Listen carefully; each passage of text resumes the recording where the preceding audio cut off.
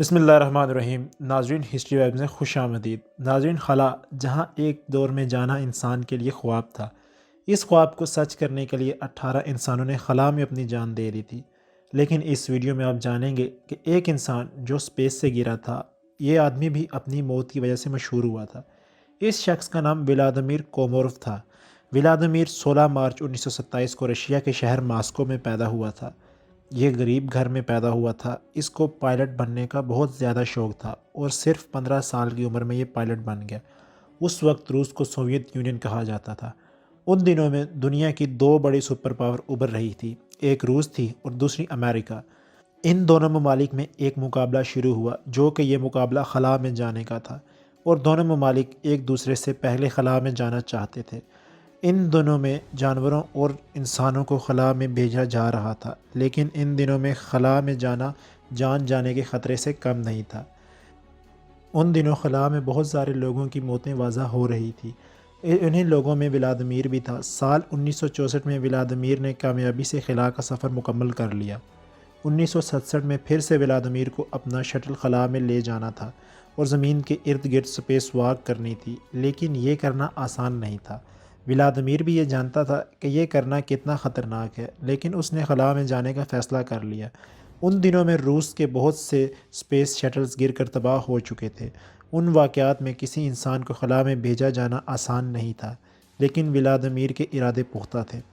اس معاملے کی حساسیت کو دیکھتے ہوئے بہت سے خلا بازوں نے روس کو خط بھی لکھے، اور اس خط میں اس مشن کو ختم کرنے کا بھی کہا گیا، کیونکہ اسپیس واک ایک بہت خطرناک مشن تھا اور اس میں جان جانے کا بہت زیادہ خطرہ تھا۔ لیکن روس کی حکومت کسی صورت نہ مانی۔ ناظرین، ان دنوں میں امریکہ اور روس کی بہت زیادہ ضد ہوا کرتی تھی، اور روس کسی صورت بھی امریکہ کو خود سے آگے نہیں نکلنے دینا چاہتا تھا۔ یہ بھی کہا جاتا ہے کہ ولادیمیر جس اسپیس شٹل میں سوار تھا اس میں بہت زیادہ خرابیاں تھیں۔ ایک اندازے کے مطابق اس میں 150 سے زیادہ خرابیاں تھیں، جو کہ اس اسپیس شٹل کو تباہ کرنے کے لیے کافی تھی، اور یہ بات شاید ولادیمیر جانتا تھا، لیکن اس نے پھر بھی اسپیس میں جانے کی ٹھان لی۔ 23 اپریل 1967 کو ولادیمیر نے اپنا سفر شروع کیا، اور اگلے 24 گھنٹے میں اس نے زمین کے 16 چکر مکمل کر لیے۔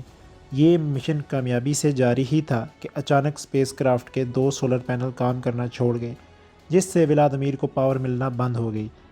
اس مشن کو ختم کرنے کی ہدایات ولادیمیر کو دی گئی، لیکن اس وقت تک بہت دیر ہو چکی تھی۔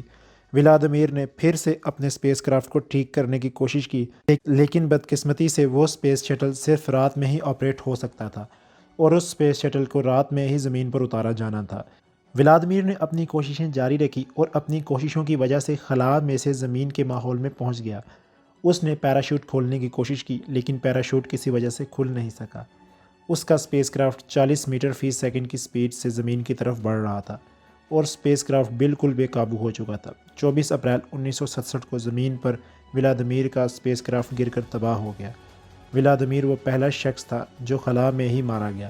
اس کے بعد اس کی باقیات کو اکٹھا کر کے سپرد خاک کر دیا گیا۔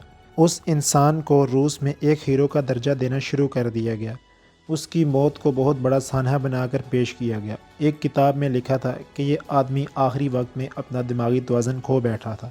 لیکن ناظرین، اس انسان نے سیفٹی کو نہیں اپنایا بلکہ اپنی جان گنوا دی، اور کچھ غلطیاں اس عملے کی بھی وجہ سے ہوئی تھی کہ اسپیس کرافٹ کو صحیح سے چیک نہیں کیا گیا تھا۔ ناظرین، میری یہ ویڈیو آپ کو کیسی لگی کمنٹ سیکشن میں ضرور بتائیے گا، اور میرے چینل کو سبسکرائب کریں اور ساتھ موجود بیل آئیکن کو بھی پریس کر دیجیے۔